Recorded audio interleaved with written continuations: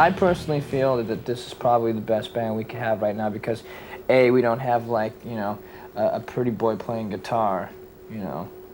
I mean, not that Marty's ugly, but, you know, it's like, you know, he's not into dippity doing his hair with mousse and shit like that. And B, you know, we have a real drummer that is a drummer first. He's not there for, like, you know, the sex and drugs that come along with the rock and roll. Not that we're rock and roll, but you know what I mean.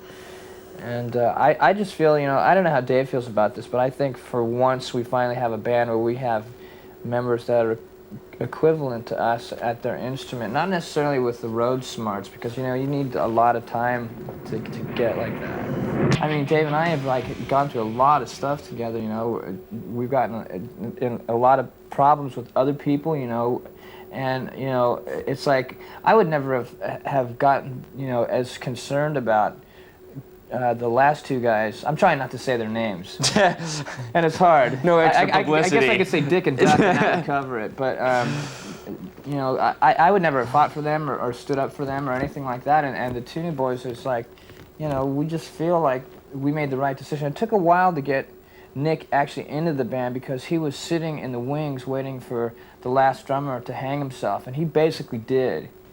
You know, I mean. We needed to get like a serious hoist because the guy was kind of like to get him up in the air. But you know, anyways, getting a guitar player was the hardest thing for us. Now it's like everybody can hold their own. You know, it's not so much about Dave and myself having to like keep the control over the band. Nick can hold his own, Marty can hold his own, and so it's four individuals that can make a band now instead of, you know, any type of like leadership like it used to be before. Yeah, a lot of people say stuff like, oh yeah, well it's the Megadeaths, you know, or even worse, they say it's Dave Mustaine's Megadeth. And I've always felt that, you know, this is Megadeth, or else it would be called Dave Mustaine's Ego Project. You know? We're so, you know, so damn happy to be back in the studio again and be jamming.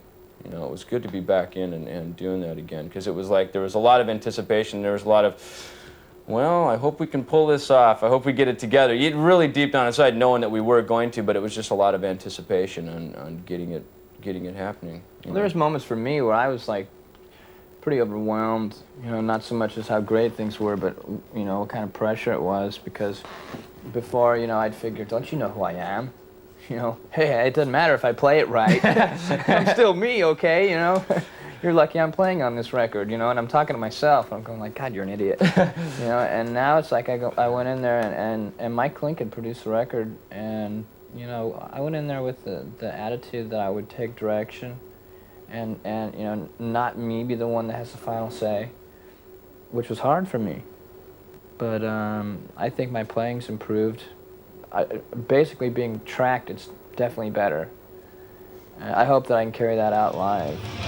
This album, Nick had been in the band like, you know, going on a year actually by the time, you know, so the three of Dave, myself, and Nick had been very well rehearsed. The songs were all written. When Marty came in, we still rehearsed for a couple more months, and I know it sounds like a lot of rehearsing, but it was, and it paid off because we went in and we knew exactly what we wanted to do. It was almost like we'd been a band for a long time, you know, even though it actually only been a couple months that all four of us had been playing together. But you know, just listening back to this album and comparing it to the other albums, especially the last album, I hear a really dark, kind of cynical sound that comes across from that. And that's cool because that's kind of what it was at the time. I mean, I think every album kind of like reflects where we were at that time. And I listened to it and it's a real dark sound. And this album, I think, has a lot more kind of upbeat, really a lot heavier sound to it as well, you know, sonically, and I think our attitude that comes across on it is a lot more, it's not so down.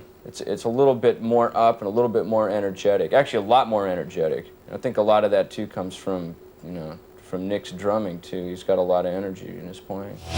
This band, there's been one direction, always. Now, it doesn't matter who is behind that, what the energy is, you know, or where the actual thinking comes from.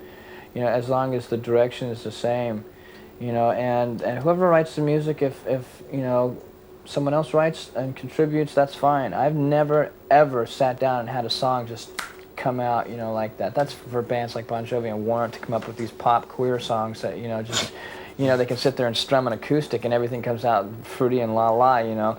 For me, a song has to be climactic. I think Rust in Peace to me is definitely indicative of the turmoil that we as humans have to deal with right now, having our global leaders playing Monopoly with our lifestyles, and their little war games have gotten a little bit serious when you think about one nuclear bomb ruining your whole day. I was driving home and I saw this bumper sticker that said Rust in Peace on it, and I just went like, light bulb science.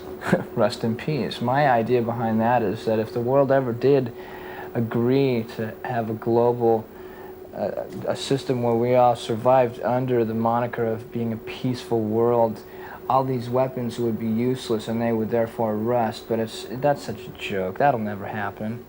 You know, I mean, unless Armageddon comes. It's like, see, like where I come from, the pigs walk around the streets. They're called peace officers. Why do they carry guns if they're peace officers? You know, I mean, it's just, it's so contradictory when you think about it, you know. It's, to me, war's good for the economy, and money sucks. To me, I learned a serious lesson when we were in Ireland about my mouth and the damage that it can do for me, because someone had misled me about what the IRA and the English are all about, you know, with the war that's going on between them. He said it was just the Catholics and the Protestants not getting along, and I'm thinking like to myself, that's bullshit, that's prejudiced religion, you know, and you know, me, Dave Mustaine, you know, big mouth galore, you know, I started thinking, well, I'm gonna like straighten all those people out, you know, and I said something, you know, and God damn. You know, I never had wished I could get back in my bed in Los Angeles so fast in my life. Hey, there you go. I'll get it. Holy Wars was written and conceived within a period of hours after that. And we had taken direction from that experience that killing for religion is so stupid. You know, I mean, if there's a good reason behind it, go ahead. I guess, you know, what can I say? I don't want to die, but, you know, it's like, the song itself is just, it stems around all the wars that are going on, and basically, what does war start from? Religion and women.